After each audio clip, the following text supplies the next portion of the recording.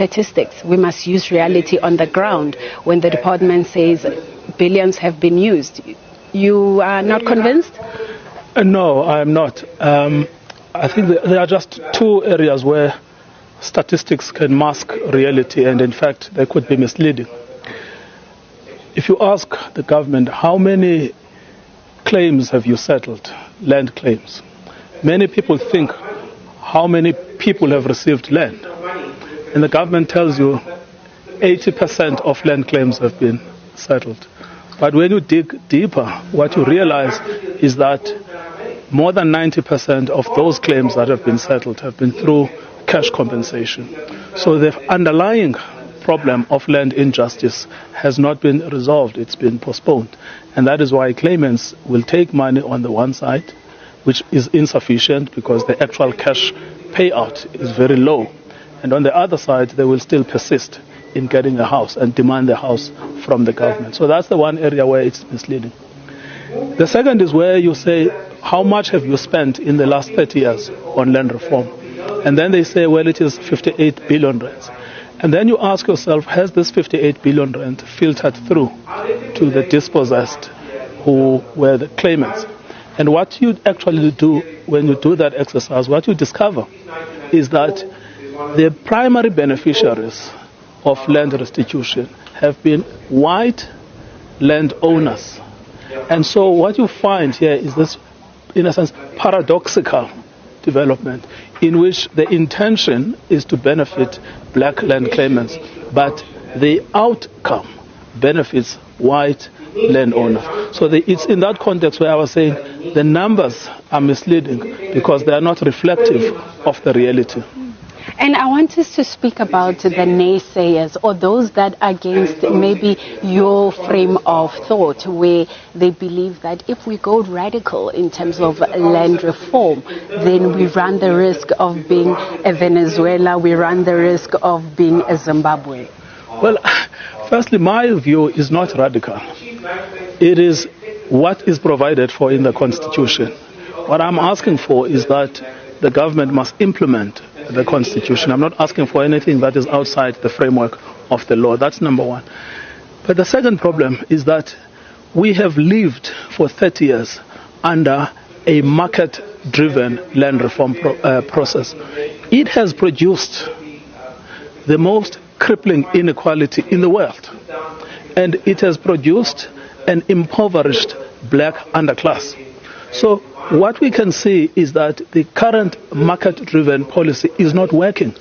So something has to change because the status quo simply cannot be perpetuated into another 30 years. And Venezuela, or in fact, they don't even use Venezuela, they use Zimbabwe. Yeah. So the problem in Zimbabwe was the problem of the destruction of the rule of law. And no one is advocating for the destruction of the rule of law. What we are asking for is that the rule of law has a justice component in it. And just lastly, I want to bring in the expropriation of land without compensation. One thing you are clear on is that this rhetoric of expropriation, we need to be careful about it, because then that becomes the focus, but land reform on the other side, it suffers as a result. And this is where you're bringing the bill, where you're saying that's not the focus. We should in fact have a bill which will ensure equity, in terms of land. Let's speak more about that. Yes. So expropriation without compensation is another fiction. Because if you look at the current bill is not speaking about redistribution of land to people who need it for production, for occupation, or for feeding themselves. That bill focuses on acquiring property for the state, right? South Africans are not looking to give the state more property. They are looking to get property for themselves. So it is a complete misnomer to park the debate on land reform under the expropriation bill. What we need is a land redistribution bill in which it is clear that the state only plays the role of facilitator. It acquires and distributes. Within that bill, we need a policy statement that is very clear on payment for land. Some land needs to be paid, and there are differences in amounts.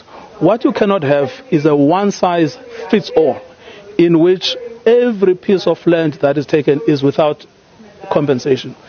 I always make this example. Take the people of Kolobin in the Eastern Cape. The Australians discovered a mineral called titanium. But in order to optimize the mining of that mineral, they need the community to live. If your policy is every time you expropriate the land, you do it without compensation, are you going to compensate them or not? My own opinion is that they need compensation which is even above market value. Not compensation below market value, but above market value, which is why I say the focus should be what does justice and equity require. On the other hand, take a farmer who lives in Germany but has 5 different farms, 4 of which are lying fallow, and they are kept purely for speculative purposes. But there are communities around the farm that are desperate because they have no land and no houses, and the government wants to expropriate that farm. Should you pay compensation? There I agree that you should not pay compensation, and if you do, it must be nominal. That is not because I am fixed on the notion of without compensation. I am fixed on the notion of what justice requires in each and every case. Thank you so much for your time.